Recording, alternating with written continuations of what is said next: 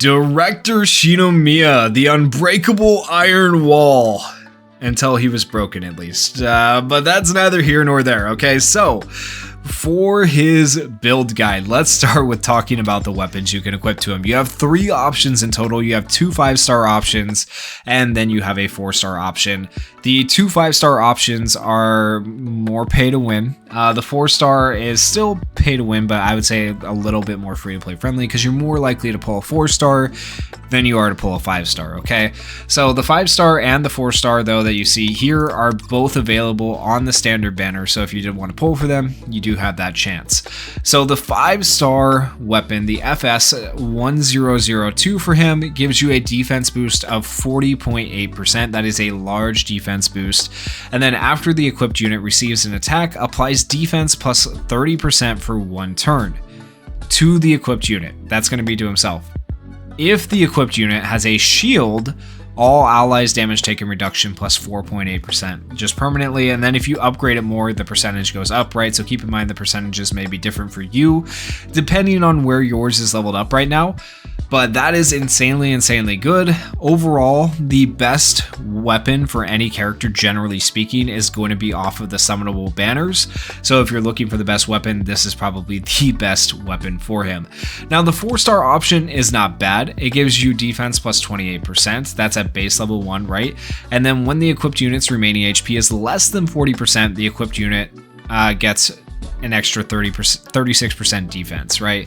So the 36% defense is good. However, I'm not a big fan of the stipulation of being below 40% HP. That's a little bit rough, okay? So that means like the 5-star options are always going to be way better, but if you don't have the 5-star options, the 4-star option for the FS Grizzly 83 will work. It's obviously going to be better than the 3-star options that you do have, okay? Now, where do you find the other 5-star option? Where can you get it? It is unfortunately gonna be a pay to win situation where you gotta buy the Defense Force Pass, and then at level 30 on the Defense Force Pass, you are able to select a 5-star weapon. Now, it's probably not going to be the one you want to choose out of these weapons. I'll say that right now, so most people probably won't get this. But in case you're considering this as an option, the FS Vidar is going to, let's switch it to level 100, say we have it maxed out, give you defense plus 36.6%. So you can already see the other 5-star that I have has a higher defense boost at the level that it's at, which is level 60. And then after the equipped unit activates normal attack, applies damage taken reduction plus 4.6% for 2 turns to the equipped unit, max of 3 stacks. That can become really good though. 4.6% damage reduction, stacking 3 times, added to the defense, means he will have a lot of defense for himself. Unfortunately though, this particular 5-star does not give any extra defense or benefits to the team, so the other 5-star is typically always going to be the better way to go, but that is an option for you if you want it. In terms of like the weapons for him, honestly, I put the 4-star and the Battle Pass weapon probably on the same tier. They're equally not great, they're just okay, but this one is by far in every way the best possible weapon that you can equip. The FS1002 is very good for him. Now, outside of weapons, we do have to talk about Uniparts. So Unipart, the Unipart kit you're going to want for this guy is the bovine type. And if you can, obviously, you're going to want to develop a higher level of the bovine type here, where you're able to get potentially a 5-star or a 4-star. I actually have the ability to do that. I need to go and do that. It's going to raise your percentages higher than what you see right here. So keep in mind, if you have higher rated star levels, you're going to have, or higher rated pieces of equipment just in general, you're going to have better effects down here of higher percentages. So right now with the bovine set, damage taken reduction of 9.6%, shield application multiplier plus 14.4%. At the start of battle, recovers 1 SP. Each time the equipped unit receives an attack, the equipped unit's defense plus 4.5%, max of 3 stacks, right? So a very defense oriented character. Makes sense that we put this Unipart set on him. This is going to be the best possible one you can do. And when you get the chance, don't forget to develop these and upgrade them. I'll probably literally do that right after this video because I didn't realize I had the parts for it to do it yet. Now, in terms of Ascension, is it worth trying to dupe this guy out to 6? Well, let's start with dupe 1. So at dupe 1, after attacking, recovers this unit's HP equal to 5% of max HP. That's good, actually. Like, it may not sound like a lot, but this guy gives himself so much defense that when he does get attacked, he's taking a very minimal amount of damage. So being able to heal back 5% HP is still just going to basically keep him at full health and make him very, very good. At dupe 2, if incapacitated, recovers this unit's HP equal to 25% of max HP and resurrects. Can be acted 1 time per battle. That is insanely good. So at the very least, if you can, I highly recommend you get him to dupe 2. Any character with a resurrect ever in any game, even if they're the dukiest unit, that resurrect can make them infinitely better and more useful, right? So that's really good. And then when you get to dupe 3 and dupe 5, they pretty much both are always this, but at dupe 3 you're going to get the normal attack and combat skill level +2 and max level +2, meaning you're going to be able to raise that skill level even higher for the normal attack and combat skill. And then when you get him to dupe 4, perfectionism at the start of battle applies a shield for 3 turns that is the same as combat skills to all allies. That is freaking broken, man. Oh my gosh, that's so good. At 5 dupes, the ultimate, passive skill, and follow-up skill now get level +2 and max level +2. And then at dupe 6, while having a shield, this unit's normal attack and ultimate damage multiplier +80%. That's good because it gives him more damage, but realistically, this is a defender type unit. He doesn't do all that much damage anyway, so I don't think dupe 6 is worth it. I would say, like, get him at least, like, the main points you want to get to is either to dupe 2, get him to dupe 2. That's going to be really good for the resurrect. And then if you are able, though, I highly recommend dupe 4 as well. Go to dupe 4, call it good there if you want. I don't think dupe 6 is necessary. You could go to dupe 5 if you want to be able to upgrade your skills a little bit further, but I would say at least dupe 4.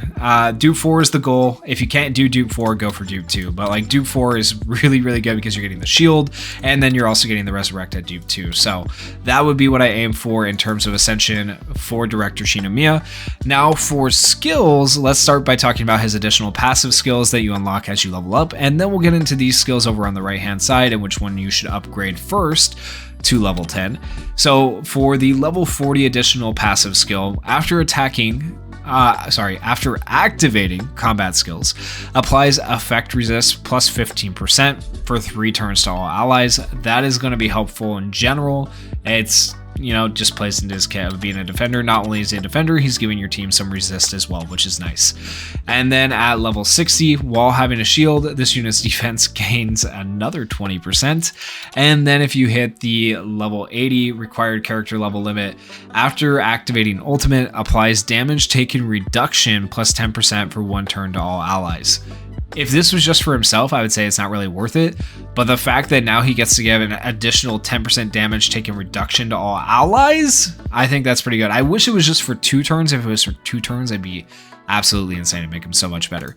His normal attack or normal skill is Wholehearted Strike, deals blunt damage equal to 55% of this unit's attack to a single kaiju. His combat skill applies a shield for 3 turns equal to 8% of this unit's defense, +36 to all allies. So this right here is exactly why you want to equip a defense Unipart to him. That's going to give him more of his own defense, because this is going to allow you to then in turn give more shields to your allies as well. So make sure you are building this guy for as much defense as possible. It's going to help keep your team alive. And then his skill 3 or ultimate deals blunt damage equal to 336% of this unit's defense to a single kaiju. Once again, your damage is based on defense, which is interesting. I honestly don't think he does the most damage regardless. I don't think it's worth really building up his ultimate, like, first at least. This would probably be one of the last things I upgrade. It's just not important. Skill 2 is probably going to be one of his most important skills to upgrade. His follow-up skill deals blunt damage equal to 66% of units attack to a single kaiju. Units attack, like that is the worst thing to upgrade for sure.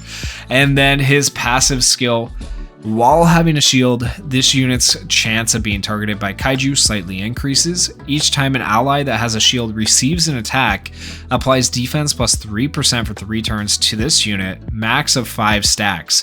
For each ally having a shield, damage dealt plus 3.4% for all allies as well. So he's going to be able to boost his allies' attack and give himself extra defense. But overall, if I was going to tell you guys which skill you want to upgrade first, it's definitely going to be the combat skill or skill 2. You want to upgrade that very first and foremost. Then you're going to want to upgrade the passive skill. And then after that, honestly, it's up to you. I would say the ultimate, because the ultimate is based off defense, right? And then skill 1 and the follow-up skill are both kind of booty cheeks because they're based off of your attack instead of your defense, and you're not building this character for attack. So do whichever one you want. It really doesn't matter. But generally speaking, upgrade priority is going to be skill 2 or your combat skill, your passive skill, then your ultimate, and then skill 1 or the follow-up skill. Really doesn't matter. And in general, that is the guide for Director Shinomiya. Let me show you guys a couple of teams you could potentially put him on. So I say this in most of the videos where I show the teams, but honestly, you're going to be changing your team depending on the type of content you're taking on. There is no be all end all. This is the best team for the character. So these are just a couple of teams that I found success with. You'll notice that some of these teams cross over between other build guides. If you checked out the other build guides, you'll see similar teams on those build guides, because let's face it, there's only a limited amount of characters. There's and certain characters that are better than others, and you're going to run the best characters on your team if possible. So this team right here is pretty decent because you're going to have the range damage, the ice damage, the slash damage as well, AoE here. You have him as your support to help kind of keep everybody alive. Kaiju number 8 is a tank. 2 tanks is kind of interesting, but Kaiju number 8 also does damage. So this is a very solid team to run right here. With Director Shinomiya, he's going to basically be keeping everybody alive and allow you to take on some of that harder endgame content. Is what I found. So this team works pretty well.